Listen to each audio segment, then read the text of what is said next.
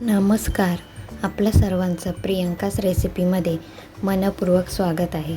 आज आपण कोकणी पद्धतीने झणझणीत असं सुका जवळा म्हणजेच कोलंबी सार कसं बनवायचं ते आपण पाहणार आहोत. चला तर मग पटकन रेसिपीला आपण सुरुवात करूया. तर इथे आपण साहित्य घेतलेलं आहे. आता आपण साहित्य काय काय घेतलेलं आहे ते पाहून घेणार आहोत. तर इथे आपण अर्धी वाटी सुका जवळा घेतलेला आहे, बारीक चिरलेला कांदा घेतलेला आहे, 5 ते 6 कढीपत्त्याची पाने, एक बारीक चिरलेला टोमॅटो आणि 2 ते 3 लसूण पाकळ्या.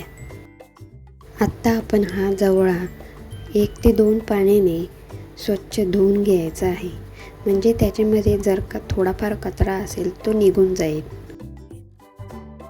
तर आता आपण इथे फोडणी द्यायची आहे. त्यासाठी आपण गॅसवरती पातेली गरम करण्यासाठी ठेवलेली आहे.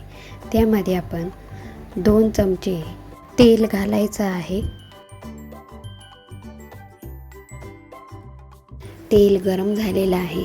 आता यामध्ये आपण 2 पाकळ्या ठेचून घेतलेला लसूण घालायचा आहे. आता आपण यामध्ये 5 ते 6 कढीपत्त्याची पाने घालणार आहोत.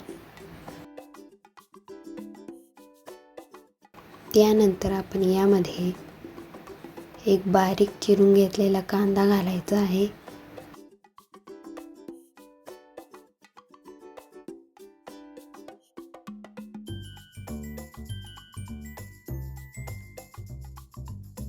कांद्याला आपण लालसर रंगावरती परतवून घ्यायचा आहे. कांदा आपल्याला करपवायचा नाही आहे, लालसर रंग येऊ द्यायचा आहे कांद्याला.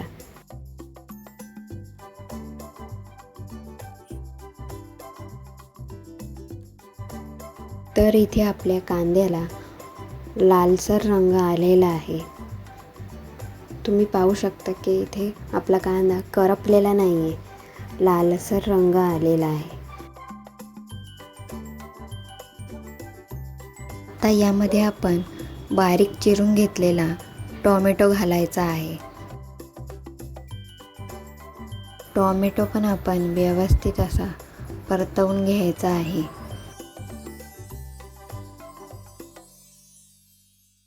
आता यामध्ये आपण सर्व मसाले घालून घेऊया. चवीपुरतं मीठ घालायचं आहे यामध्ये.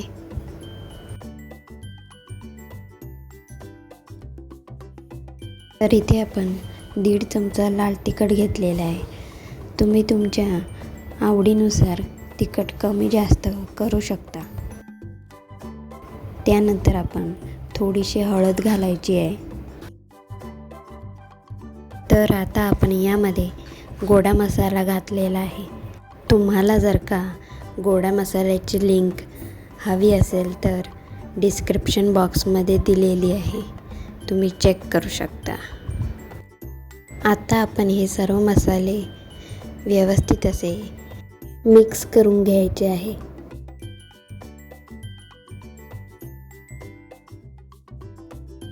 त्यानंतर आता आपण कोलंबी स्वच्छ धुवून घेतलेला आहे तो घालायचा आहे यामध्ये.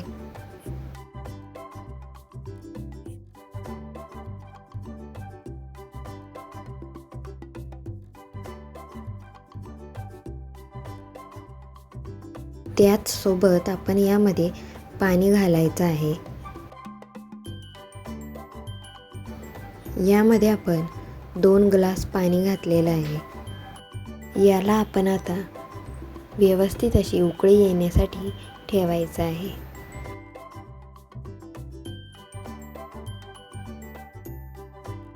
इथे आपल्या साराला उकळी येणार आहे. त्याचसोबत आपण 5 ते 6 कोकम घालायचे आहे.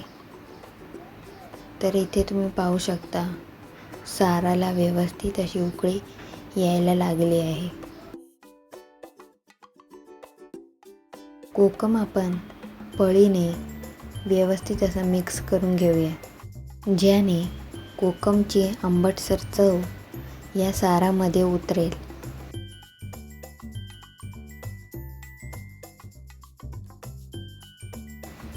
आता आपण हे सार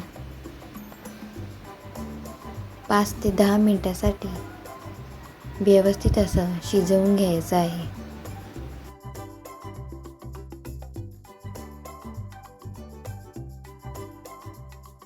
5 ते 10 मिनिटं झालेली आहेत आणि इथे आपला सार व्यवस्थित असा तयार झालेला आहे. आता आपण यामध्ये थोडीशी कोथिंबीर घालायची आहे.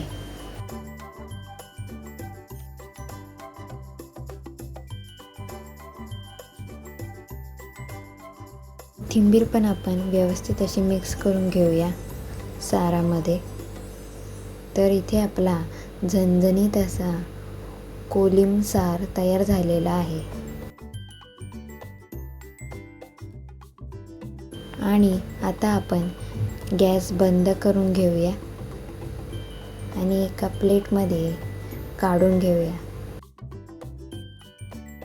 तर इथे आपला झणझणीत असा कोलिम सार तयार झालेला आहे.